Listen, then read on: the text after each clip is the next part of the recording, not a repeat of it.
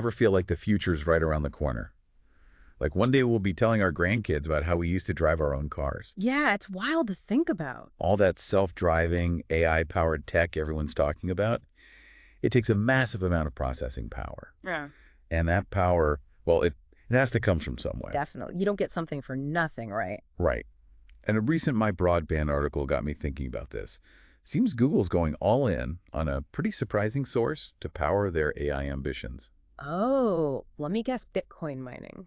Close, but not quite. We're talking nuclear power. Whoa, really? Now that's unexpected. Totally. It's not exactly the first thing that comes to mind when you think of a tech giant, especially one with Google's reputation for being eco-conscious. Exactly.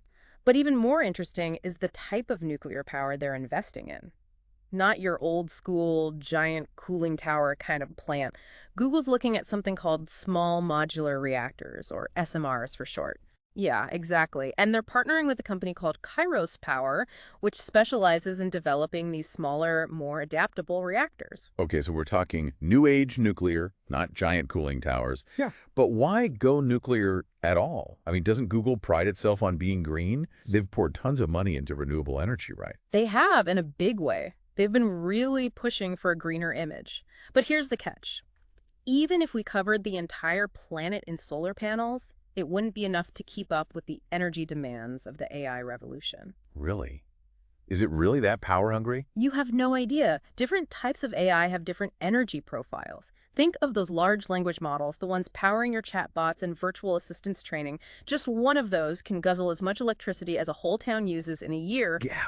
No way. Yeah. So this isn't just about keeping the lights on at Google HQ. We're talking about feeding an energy monster that's only getting hungrier. Exactly. You got it.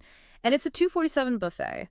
While Google has secured a massive amount, we're talking 4 gigawatts in renewable energy deals just last year alone, those sources like solar and wind, they're not always reliable, are they? Right. It's not always sunny and windy. Precisely. They depend on the weather. And for developing and running these AI systems, you need a constant, always-on power supply. So that's where these SMRs come in, right? They provide that constant flow of energy, but on a smaller scale and potentially with fewer risks. What exactly is the difference between those and the traditional nuclear plants? It's not only about size, though that's definitely a factor. These SMRs are all about advanced tech. Imagine passive safety features that use natural forces like gravity and convection for cooling, so you're not relying on complex pumps and systems that could fail. Interesting. And the modular design is a game changer. You get flexibility in where you put them, potentially even right next to the data centers they're powering. So more efficient, potentially safer, and can be placed strategically.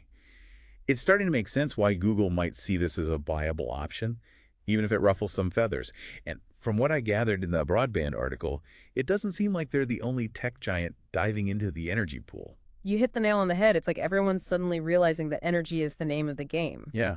They mentioned Microsoft making a significant investment in the 3 Mile Island nuclear plant. Exactly, that's the one. They're planning on restarting it soon. And then there's Amazon, throwing their weight behind X-Energy, another big player in this SMR space. Wow. So it's not just Google then. It's like a whole new kind of tech arms race. But instead of stockpiling microchips, they're after megawatts. That's one way to put it. And it really makes you wonder, with the demand for energy in AI only set to explode, will we see even more tech giants hopping on this energy investment train? It's like we're suddenly living in an episode of Silicon Valley. But instead of fighting over lines of code, they're fighting over power lines. It's a fascinating shift, isn't it? So does this mean we'll be seeing rows of mini nuclear reactors sprouting up next to Google's data centers? Are they going to become energy moguls? I wouldn't say that exactly. It's more nuanced than just becoming energy giants. This partnership with Kairos Power, it suggests a different approach. They're investing in cutting-edge tech as a way to potentially lock down a dedicated power source for themselves. So it's less about becoming the next ExxonMobil and more about controlling their own destiny in this AI-powered future. You got it. It's about thinking ahead and making sure their ambitions aren't held back by energy limitations. But it does make you think about the bigger picture, about how these tech giants are influencing the future of energy production. Could this actually be a good thing for innovation in the energy sector? Right. They've got the resources and the brain power. Maybe they'll push things forward in a way traditional energy companies haven't been able to. It's definitely a possibility. We're talking about the intersection of AI, energy, and these incredibly powerful tech companies. It's a lot to wrap your head around. It really is. Yeah. And it's not just about the technology either, right?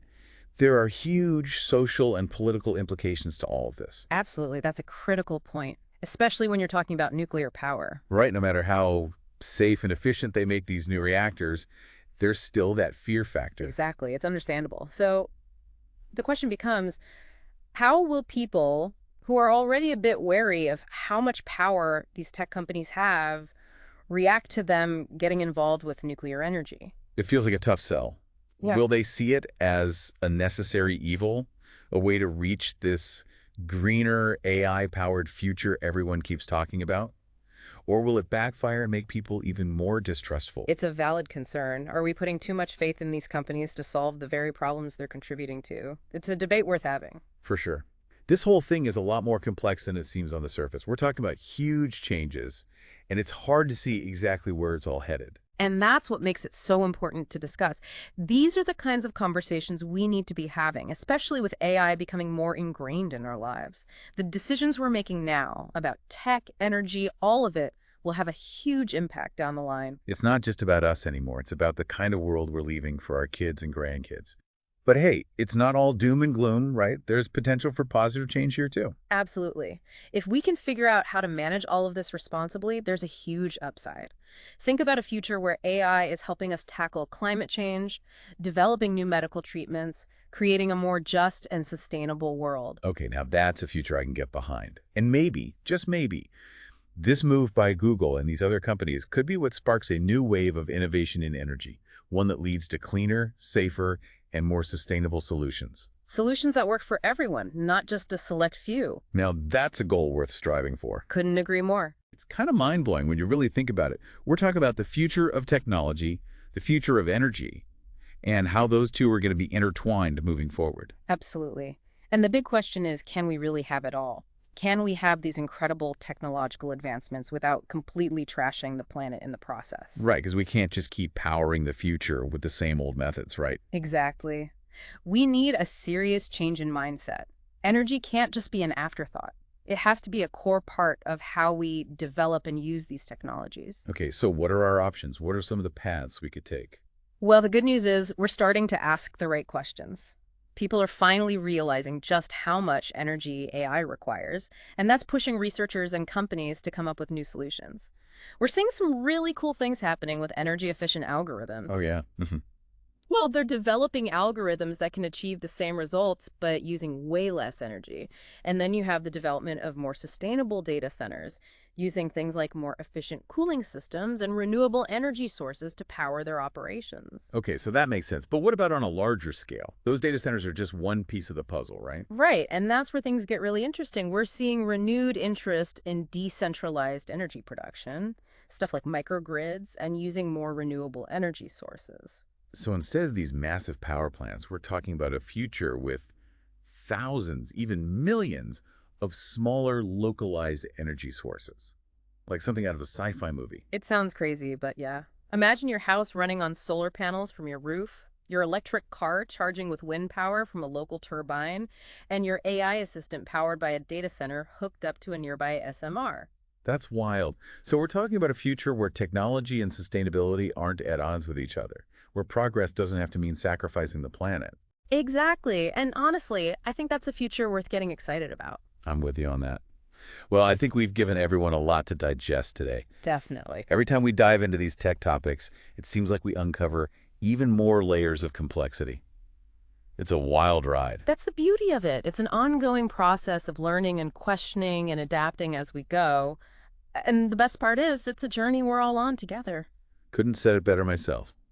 And to everyone listening, keep those questions coming, stay curious, and don't be afraid to get involved in shaping the future you want to see.